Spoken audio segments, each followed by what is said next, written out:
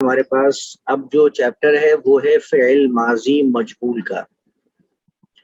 معلوم کا اپوزٹ ہے مجہول، یعنی کہ پیسو وائس. وہاں پر ہم نے ایکٹیو پڑھ لیا تھا، یہاں پر ہم پیسو پڑھیں گے. تعریف اس کی یہ ہے کہ فعل ماضی مجہول وہ جملہ ہے جس میں کام کے ہونے کی خبر موجود ہوتی ہے لیکن فاعل یعنی کام کرنے والا معلوم نہیں ہوتا.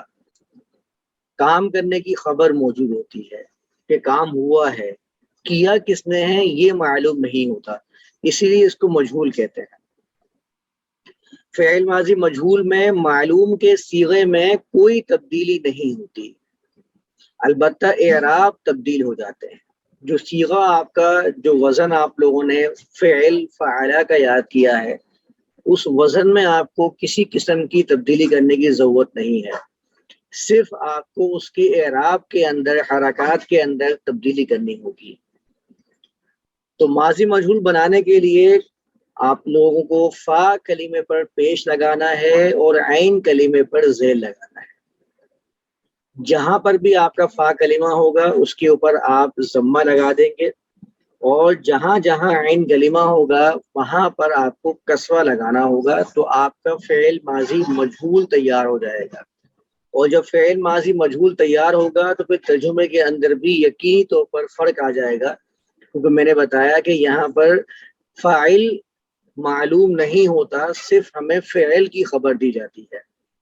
جیسے کہ یہ سمعہ لکھا ہوا ہے، سمعہ کا مطلب ہے سننا، یا اس ایک مرد نے سنا. تو یہاں پر اس ایک مرد فاعل بن کے آیا ہے. جب سمعہ کو ہم فعل ماضی مجہول بنائیں گے تو فا کلمہ جو سین ہے اس پر ہم لگائیں گے ضمہ، اور میم کے نیچے چونکہ اس کے کسرہ موجود ہی ہے تو ہم اس کو ویسے ہی رہنے دیں گے. تو یہ سمعہ سے سمعہ ہو جائے گا اور ترجمہ بدل جائے گا. سمعہ اس ایک مرد نے سنا، تو سمعہ کا ترجمہ ہو جائے گا اس ایک مرد کو سنا گیا. سنا کس نے ہے یہ معلوم نہیں ہوگا ہمیں. یہاں پر میں نے دونوں کے مصدری معنی لکھ دی ہیں، سمعہ سننا اور سمعہ سنا گیا. جب ہم اس کو گرامر کے حساب سے ترجمہ کریں گے تو سمعہ اس ایک مرد نے سنا، سمعہ اس ایک مرد کو سنا گیا. اسی طرح فتح، فتح اس ایک مرد نے کھولا یا کھولنا. اس پہ ہم فا کلمے پہ ضمہ لگائیں گے اور عین کلمے کے نیچے کسرہ، تو یہ بن جائے گا فتح، کھولا گیا یا اس ایک مرد کو کھولا گیا. ضرب اس ایک مرد نے مارا. جب اس کا مجہول بنائیں گے تو بنے گا ضربہ، اس ایک مرد کو مارا گیا. کس نے مارا یہ معلوم نہیں. نصر اس ایک مرد نے مدد کی. نصیر اس ایک مرد کی مدد کی گئی. کس نے کی ہے؟ فاعل معلوم نہیں ہے، مجہول ہے. کتب اس ایک مرد نے لکھا. کتب اس ایک مرد کو لکھا گیا. کس نے لکھا ہے یہ معلوم نہیں ہے. تو ترجمہ آپ کو فعل ماضی مجہول کا ایسے کرنا ہوگا کہ صرف کام کی خبر دی جائے گی اور جس پر کام ہوا ہے اس کی خبر دی جائے گی. کام کس نے کیا ہے اس کا معلوم نہیں ہوگا ہمیں، اس لیے یہ مجہول کہلائے گا. اور جہاں جہاں آپ نے دیکھا نا کہ میں نے مرد، جیسے کہ کتبہ اس ایک مرد کو لکھا گیا، تو مرد میں نے صرف آپ لوگوں کو بتایا مذکر کو شو کرنے کے لیے.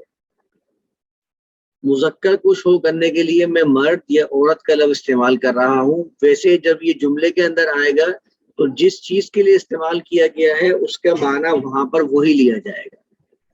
ٹھیک ہے، یہاں پر ہم دیکھ لیجئے کہ فعل ماضی مجہول مذکر اور مؤنث کی پوری گردان موجود ہے.